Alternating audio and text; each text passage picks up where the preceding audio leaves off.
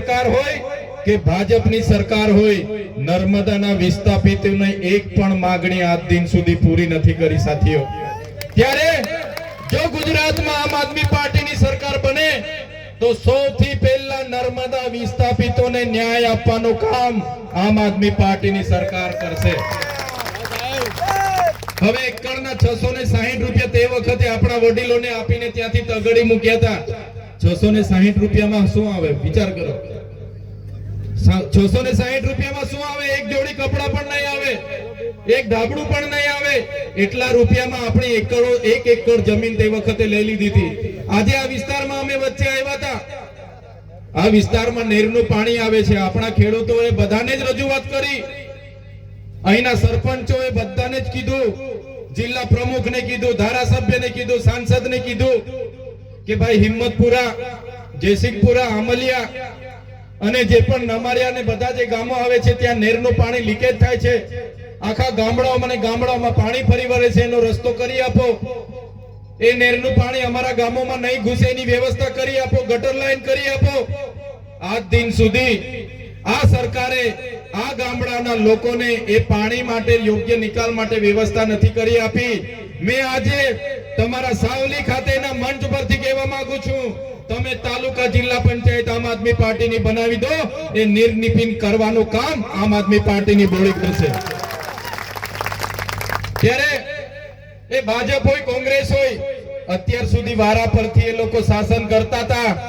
હવે આમ આદમી પાર્ટી તરફ લોકોનો ઝુકાવ વધી ગયો છે।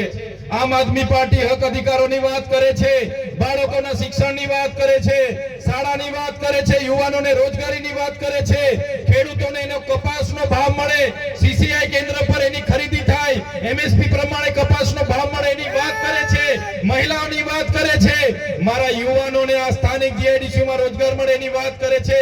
ત્યારે આજે ભાજપ અને કોંગ્રેસ ભેગા થઈને આજે ચૈતર વસાવાને એ લોકો ગાળો ભાંડે છે। પણ ભાજપ ને કોંગ્રેસને આ મંચ પરથી કહેવા માંગુ છું, ચૈતર વસાવા એકલા નથી, અગર અને સાવલી તિલકવાડાના તમામ વડીલો, તમામ માતા બહેનો ચૈતર વસાવા સાથે છે।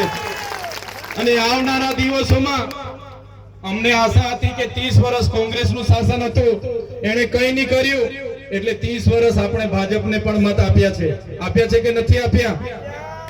આપણે 30 વર્ષથી ભાજપને પણ લાવ્યા છે, ભાજપે પણ આપણું કંઈ કરવાના નથી અને કરશે પણ નહીં। ત્યારે મેં તમને વિનંતી કરવા માટે આવ્યો છું, હવે કોંગ્રેસના સંબંધો ભૂલી જાઓ, ભાજપની શરમ ભૂલી જાઓ અને આવનારા દિવસોમાં આમ આદમી પાર્ટીમાં ઉમેદવારી કરીને લડી લો, જીતી જાઓ અને આપણા લોકોની સેવા કરવા માટે તમે મંચ પર આવી જાવ એવી તમને વિનંતી કરવા માટે આવ્યો। તમે જોયું હશે આગળ આપણા ગુરુજીએ કીધું કે અહીંયા વડાપ્રધાન આવ્યા ત્યારે એમણે 50 કરોડ રૂપિયાનો ખર્ચો કર્યો। સાથીઓ, આ તો એક જ પ્રોગ્રામનો હિસાબ એમણે આપ્યો। એ પ્રકારના તો વિકાસ પર્વ થયા, વિકાસ મહોત્સવો થયા, અમૃત મહોત્સવો થયા, એ પ્રકારે ગૌરવ યાત્રાઓ કાઢવામાં આવી। તમામ પ્રોગ્રામોમાં આદિવાસી પ્રજાના કરોડો રૂપિયાનો આ લોકોએ ખર્ચો કર્યો છે। મેં હિસાબ માંગ્યો કે ભાઈ 10 કરોડનો મંડપ તમે ક્યાંથી લાવ્યા હતા? 2 કરોડનું તમે ડોમ ક્યાંથી લાવ્યા હતા? 5 કરોડનું તમે સ્ટેજ ક્યાંથી બનાવ્યું તો એનો હિસાબ આપો। તમે 2 કરોડના સમોસા ખાઈ ગયા એનો હિસાબ આપો। તમે 2 કરોડ 40 લાખનું ટોયલેટ લાવ્યા મોદી સાહેબ માટે એનો હિસાબ આપો। તમે ડીઝલ ભરાયું 2 કરોડનો હિસાબ આપો। તમે 2 કરોડની ચા પીધી હિસાબ આપો। તમે 1 કરોડના ફૂલ ગુસ્સા લાવ્યા હિસાબ આપો। તમે 10 કરોડના હોટલના બિલો મૂક્યા હિસાબ આપો। ત્યારે ભાજપ અને કોંગ્રેસના નેતાઓના પેટમાં તેલ રેડાયું અને ખાસ અહીંના સાંસદે કીધું કે આ હિસાબ માંગીને 75 લાખ રૂપિયા માંગે છે। તમે વિચાર કરો, આ ચૈતરભાઈ 75 લાખ રૂપિયા કોઈના પર લે તો આ ભાજપ મને છોડે? ભાજપ મને છોડે? એક પાણીના ગ્લાસ માટે મને 80 દિવસ સુધી જેલમાં રાખ્યો તો 75 લાખ રૂપિયા તો ઠેલો ભરાઈ જાય કે ના ભરાઈ જાય? એના માટે મને છોડે કોઈ ના છોડે। પણ આ મોદીજીના કાર્યક્રમમાં કરોડો રૂપિયાનો હિસાબ આપવો પડે, એના માટે એમની ભાજપના નેતાઓએ એમના કોન્ટ્રાક્ટરો સાથે કરેલો કૌભાંડ બહાર આવે, એના માટે આ લોકો બોખલાઈ ગયા છે। કેમ કે આગળ મેં મનરેગાનું કૌભાંડ અહીંયા જાહેર કર્યું તો ખબર છે ને બધાને? એમાં ભાજપના મંત્રી, કોંગ્રેસના ગુજરાતના ઉપાધ્યક્ષ, એ લોકો પર ફરિયાદ થઈ છે આજે જેલોમાં છે, મંત્રીના પુત્ર આજે જેલોમાં છે. નલ સે જલ કૌભાંડમાં પણ ભાજપ અને કોંગ્રેસે કૌભાંડ કર્યું.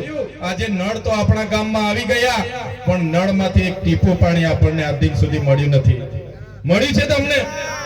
બેનો બોલતા નથી. પાણી આવતું હોય તો કેજો પાછા, અહીંયા ખોટા નહીં પડી. અમે આવે છે પાણી? બસ આ લોકોએ કૌભાંડો જ કર્યા છે. ત્યારે આજે આ મંચ પરથી અમે તમને કહેવા માટે આવ્યા છે, બંધારણીય અધિકારોની વાત હોય, આપણા વિકાસની વાત હોય, આપણા બાળકોના શિક્ષણની વાત હોય, આ સરકારને એમાં જરા પણ રસ નથી. સરકારને તો પ્રજાના પૈસે તાઇફા કરવામાં રસ છે.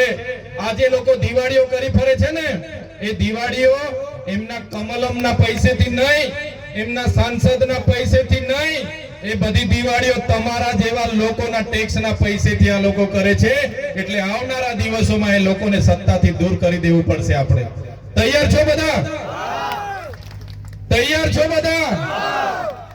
ત્યારે સાથીઓ, આજે મનરેગા યોજનામાં આપણને રોજગારી 1 વર્ષથી આ ભાજપની સરકારે બંધ કરી દીધી છે. કેમ કે મનરેગામાં એ લોકોએ ખૂબ મોટા કૌભાંડો કર્યા. હવે મનરેગાનું નામ બદલવાની તાલમીલ ચાલે છે. સમાચારમાં તમે જોતા હશો કે ભાઈ મનરેગાનું નામ બદલીને અમે જી રામજી કર્યું. એ લોકોએ શું નામ કર્યું? જી રામજી. ભગવાન રામનો ઉપયોગ કર્યો. ભાઈ ભગવાન રામજી તો અમારા બધાના હૈયામાં વસે છે. એ બધા અમારા વડીલો કહેતા હતા, અમારા સંતો મંતો કહે છે ભગવાન રામ આપણે હૈયામાં વસે છે. આ ભાજપની સરકારે ભગવાન રામનો ઉપયોગ પણ ભ્રષ્ટાચાર ઢાંકવા માટે કર્યો છે.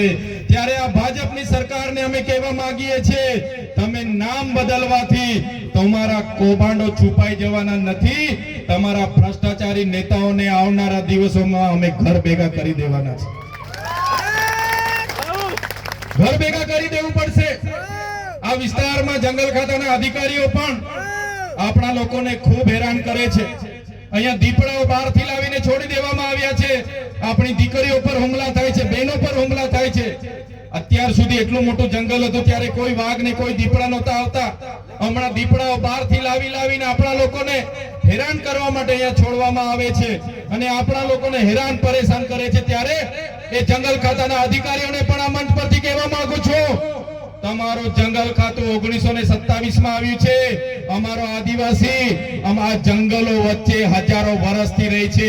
અમારા આદિવાસીઓને હેરાન કરવાનું બંધ કરી દેજો, નહીં તો જે દિવસે અમે આ રસ્તા પર ઉતરીશું ને તે દિવસે તમારા જંગલ ખાતા પણ અહીંયા નજરે પડવાના નથી. શા માટે દીપડાઓ લાવીને અહીંયા છોડો છો ભાઈ? અમારા લોકોને હેરાન પરેશાન કરો છો. ત્યારે જંગલ ખાતા વાળાને પણ આપણે કહી દેવાનું છે. અને સાથીઓ, આજે આપણી જમીનો પર બહારના લોકોની નજરો છે. તમે જોયું હશે કેવડિયામાં જે પ્રકારે રોજગાર આપવાની વાત હતી, આજે ત્યાંના લોકોને અંદર પ્રવેશ નથી કરવા દેતા. પોતાની ગાડી પણ બહાર મુકાવે છે. મહિલાઓના ઝૂંપડા બધા તોડી નાખવામાં આવે છે. અમને વિકાસ સાથે કોઈ વાંધો નથી, વિકાસ બધાનો જ કરો, અમારો પણ વિકાસ કરો. પણ જે વિકાસના નામે અમારા લોકોની જમીનો છીનવવાની વાત કરે છે આ સરકાર, ત્યારે સરકારને પણ હું કહેવા માંગુ છું આ મંચ પરથી કે વિકાસના નામે હવે પછી જો તમે કોરિડોરમાં અમારા લોકોની જમીનો લેવાની વાત કરશો, હાઈ ટેન્શન લાઈનોમાં જમીનો લેવાની વાત કરશો, હાઈ સ્પીડ કોરિડોરમાં જમીનો લેવાની વાત કરશો, ડેમોના નામે જમીનો લેવાની વાત કરશો, તો અમે એક પણ ઇંચ જમીન આપવાના નથી. પછી પણ તમે અમને હેરાન અને પરેશાન કરીને જમીન છીનવવાની વાત કરશો